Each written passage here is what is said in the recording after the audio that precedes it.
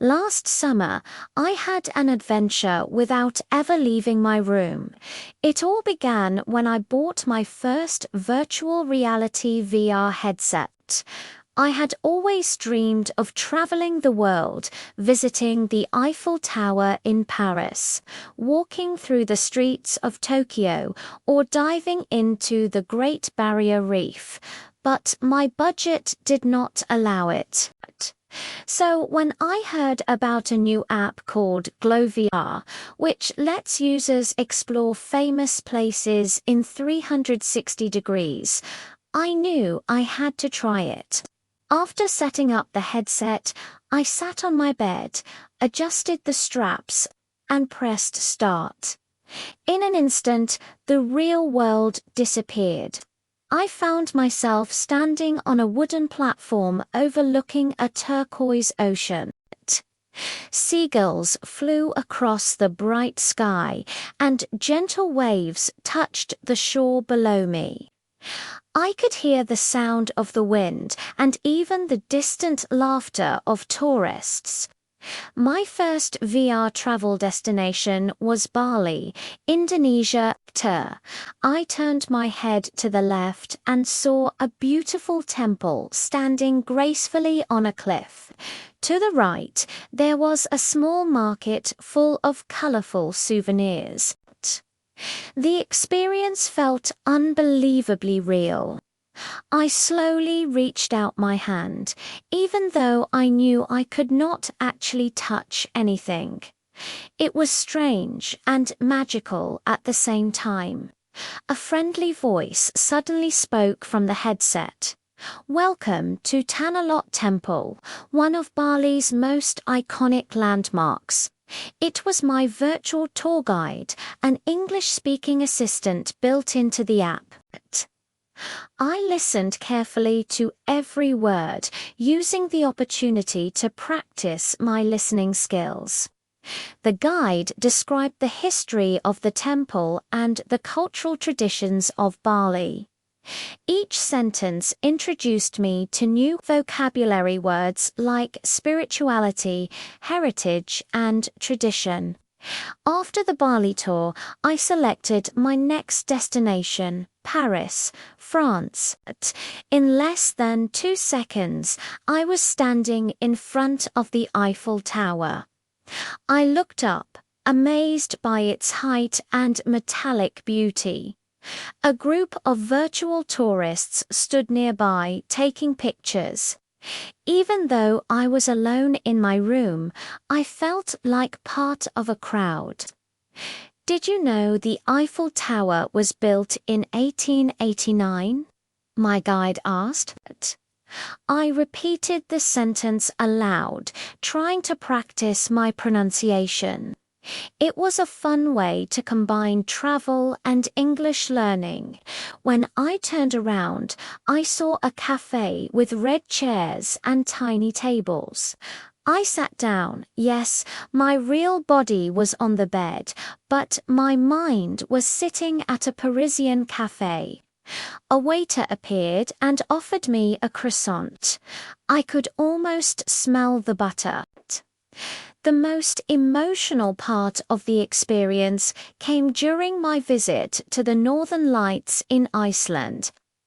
The VR environment transported me to a snowy mountain landscape.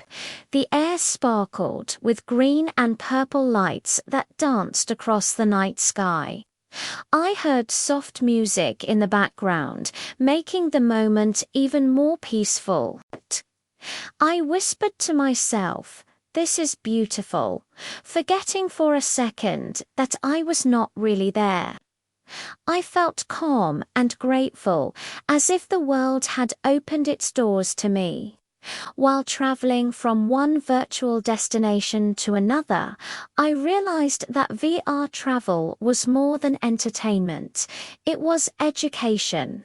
I was not only seeing new places, but also improving my English vocabulary and pronunciation naturally. The app allowed me to interact by answering quiz questions, repeating sentences, and describing what I saw. For example, when I visited the Grand Canyon, the guide asked, "Can you describe what you see?" I replied, "It's vast, rocky, and breathtaking." Each time I spoke, the program corrected my pronunciation gently. It was like having a private English teacher inside a magical world. After visiting several locations from the busy streets of Tokyo to the peaceful beaches of Hawaii, I decided to end my journey in New York City. The VR simulation placed me right in Times Square at night. Giant billboards flashed advertisements all around me. Taxis honked in the distance.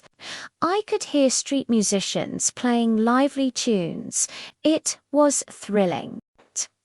I noticed how people in the simulation used everyday English phrases. "Excuse me," "Thank you," "How much does it cost?"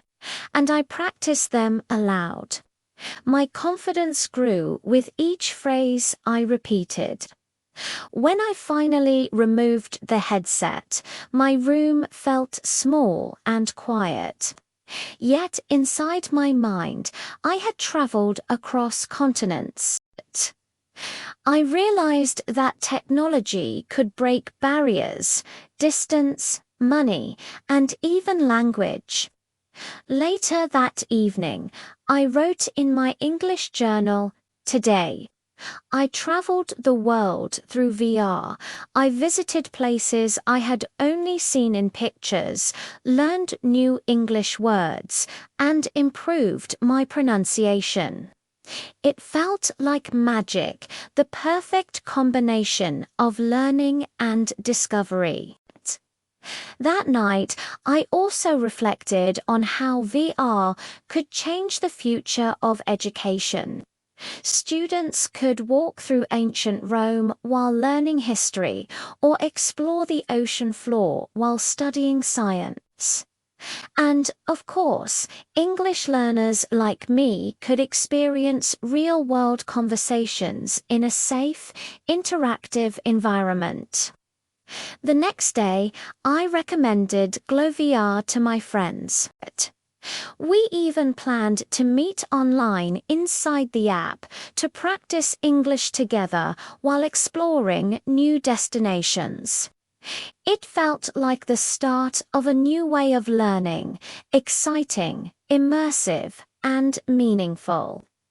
Now, whenever I put on my VR headset, I am reminded that learning is not limited to classrooms or textbooks. It can happen anywhere, even inside a digital world. That was my first VR travel experience, an unforgettable adventure that connected language, culture, and imagination.